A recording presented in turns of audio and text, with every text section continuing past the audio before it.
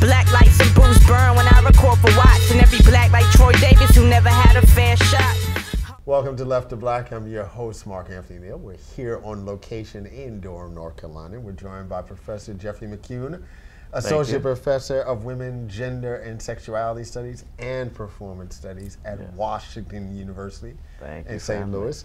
He's the author of Sexual Discretion, Black Masculinity and the Politics of Passing at University of Chicago Press. How are you doing today, Jeffrey? I'm great. I'm great. I'm glad to be here. It's a nice day in Durham, and it's hard to be away, as you know, with family and newborn baby, but it's good to be here.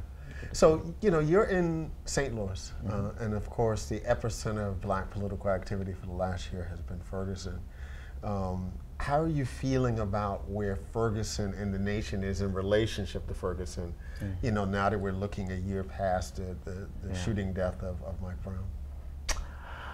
I actually think I'm a little bit more anxious, actually. I sometimes feel that people think that that was then and here we are now, and that over the last year we've had a set of conversations and that's kind of it. But there are so many signs, including the fact of what happened to, you know, just yesterday in terms of the gunshots, and the further protests and the police demonstration, right? The police interaction with the demonstrators and the protesters, to illustrate that we are not there, that we have not gotten to a place, and not just in Ferguson, but across the country, we have not yet gotten to a place where Black lives really matter and where that mattering actually produces policy. Right, and so I know that there are things that are happening in Ferguson and the St. Louis community that are where folks are trying to do the work, right? I think that's important, but I'm still very anxious because I feel on some levels that the marking of the spot of Ferguson and Mike Brown's death led to a kind of illusion around if we march, if we protest, if we proceed in these ways, if we create hashtags, that's kind of the it. And I feel like, you know, particularly for many folks who are not particularly involved in policymaking, just activists, right? I feel like they're disheartened. You know, I think about, you know, Beyonce, right? And Beyonce, just in passing, posted a little rest in peace about Mike Brown, you know, to commemorate, or not commemorate, but to mark the year anniversary. And she got a lot of pushback on her Facebook site for folks who continue to kind of engage the trope of thinking about Mike Brown as some sort of thug, that he was doing something wrong. You know, when you see things like that, those kind of responses, or when you can see the continuous violence coming from police officers, like the officer at the University of Cincinnati, campus cop, right, or the Sandra Bland situation in Texas, you know, do you get discouraged? Because it seems like it's deaf ears. It's like we've been doing all of this. All of this has occurred from Mike Brown to Baltimore. All of this very public, you know, conversation about, you know, Black Lives Matter. And a year later, you know, it's like almost being in class when you've lectured for a whole semester, and then some student will ask you something that you thought that you've been beaten like, did we review this? Like, I mean, it feels like that sometimes in these conversations about violence against Black bodies. Yeah, and for me, what's happened is, you know, we focus so much on the individual that we've lost the sense of institutionalization or the institutional racism that is pervading us, right? And part of what I've said over and over again is that in this moment of high racial animus, the only thing, right, that can get us to the next place is the kind of administration of critical generosity. And unfortunately, we are not yet at the place. We see it. There is no generosity. Obama says this, right? He says, you know, one thing that was different about my growing up was the fact that people were more generous with me. We need to be generous, more generous with young Black men and women, right? And I'm like, it's like, bro, they were more generous with you because your grandparents and your mama were white. Hello, right? And so we haven't gotten to the point yet where Sandra Bland gets the benefit of humanity, right? What I call the benefit of humanity in my next book. You know, I'm thinking about, you know, what does that mean? The benefit of humanity, and why is it that Black lives and Black people are not getting that? And so for me, my, you know, issue is that we have a long-term project and this is not a short-term project. And when we focus on individuals, unfortunately, it becomes a short-term project, right? How can we do this in Ferguson? How can we do this in Cincinnati? How can we do this in Dallas or I forget exactly where it happened, but in whatever city in the United States, how can we do this locally? And I feel like we need to be having a kind of global conversation that moves past individuals into institutions. You're watching Left to Black. I'm your host, Mark Anthony Neal. We're here on location in Durham, North Carolina. We're joined by Professor Jeffrey McCune, Associate Professor of Women's Gender and Sexuality Studies at Washington University in St. Louis, also Associate Professor of Performance Studies. One of the things that's been really interesting about the Black Lives Matter movement, right, and its prominence, right, it has become the brand really for this generation, you know, to talk about their social justice agenda. The presence of the LGBTQ community in Black Lives Matter, right? The fact that for the first time we have a national black political movement that actually acknowledges the presence of trans black bodies. Yes. I mean, how significant is this within the context of these conversations? Yeah, I think it's very significant, and I think that one of the things that we're seeing is an admission of what we always knew, right? And that is that black queer folk were a part of these conversations, a part of these communities.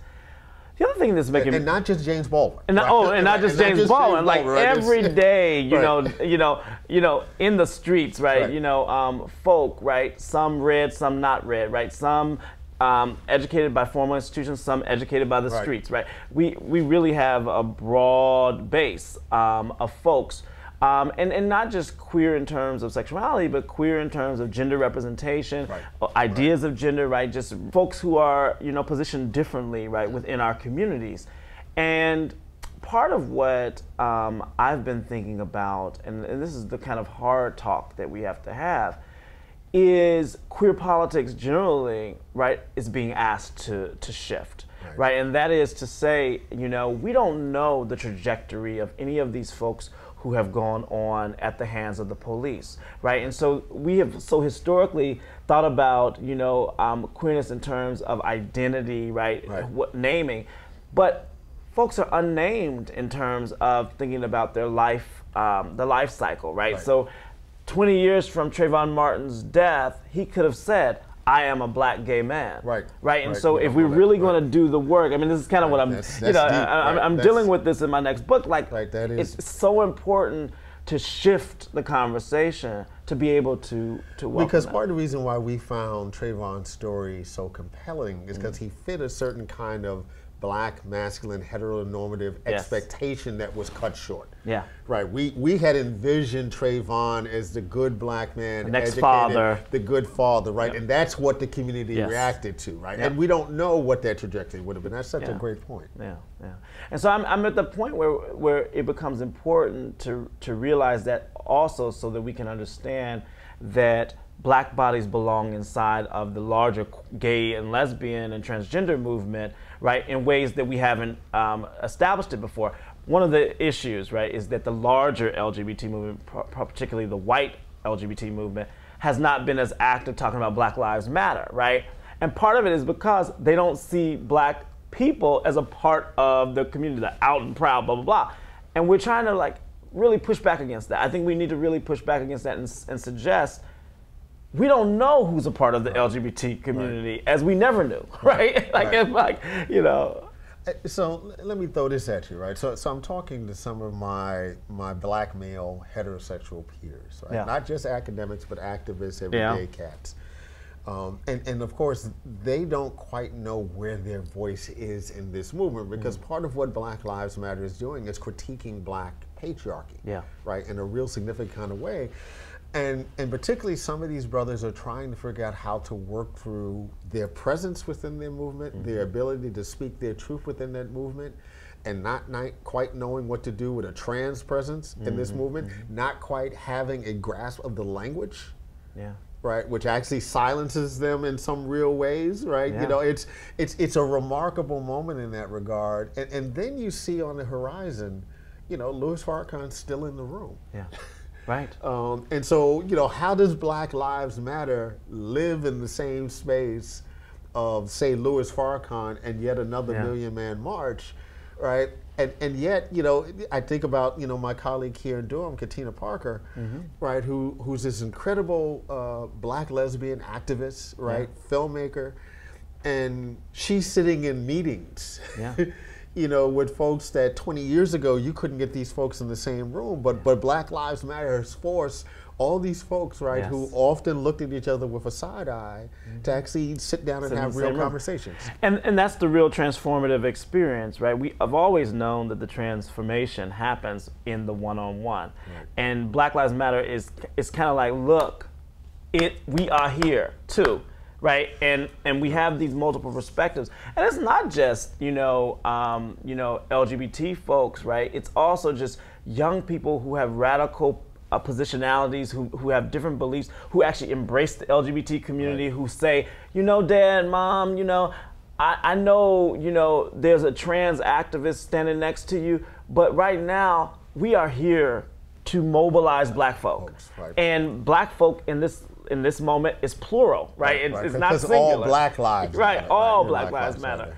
And that's part of what I think is so instructive about the movement, is that we're moving beyond this idea of all the blacks are men, right? We're really moving, and all the blacks are straight, right? Or all the blacks are cisgendered, right? We're moving really beyond that, and it's time that we do so, and Black Lives Matter is pushing that. You're watching Left of Black. We're joined today by Professor Jeffrey McCune, who's Associate Professor of Women's, Gender, and Sexuality Studies at the Washington University in St. Louis, also Professor of Performance Studies. He's the author of a fabulous book on Black masculinity and passing, published by the University of Chicago Press. Thank you. You've had a kind of life-changing moment, both in terms of marrying your longtime partner, and you have a young son. Talk a little bit about, as an academic on the one hand, right, but also as someone who's trying to navigate everything that's happening in the world, in the classroom, outside the classroom. What kind of things are you contemplating in terms of raising this young son, right, in the midst of everything that's going on? Right? That's a big question, and one of which I, ponder. He just turned 2 months on the day that Michael Brown was killed, and it was a tension, right? Celebrate his birth, but at the same time, let's recognize that he comes into a world that is not ready for him. Right. And so what does it mean to have a son at that moment? But at the same time, I am not a pessimist. I'm not an Afro-pessimist. I am not an Afro-optimist either. I'm somewhere in between. And because I am, I recognize that, part of what I can do now, the best thing that I can do, besides my activism, besides my academic work, the best thing I can do is provide with him the tools to survive in the world in the best way, being his full self, right? And so my partner and I have talked at length about what that means, right? This is the work that we do, right, together. And then we also have our individual jobs. He is a social worker, I as a professor, right? But also this is the work, our child is the work that we do. And so it's a beautiful thing. Like, I have to say, beyond the not getting rest, it is absolutely a moment where I'm learning about kind of like, not unconditional love, but like involuntary love. You ain't got a choice. Oh my God. And he involuntarily like smiling, and he don't even know, like his feet are all that stuff. So it's a really beautiful experience that really brings light in a world that feels very dark. We've been joined today by Professor Jeffrey McCune, Associate Professor of Women, Gender, and Sexuality Studies at Washington University in St. Louis. Thank you for joining us here on location. Thank you for having me. Thank you. Black lights and booze burn when I record for Watts, and every black like Troy Davis who never had a fair shot. All black everything black, culture over everything, y'all. We taking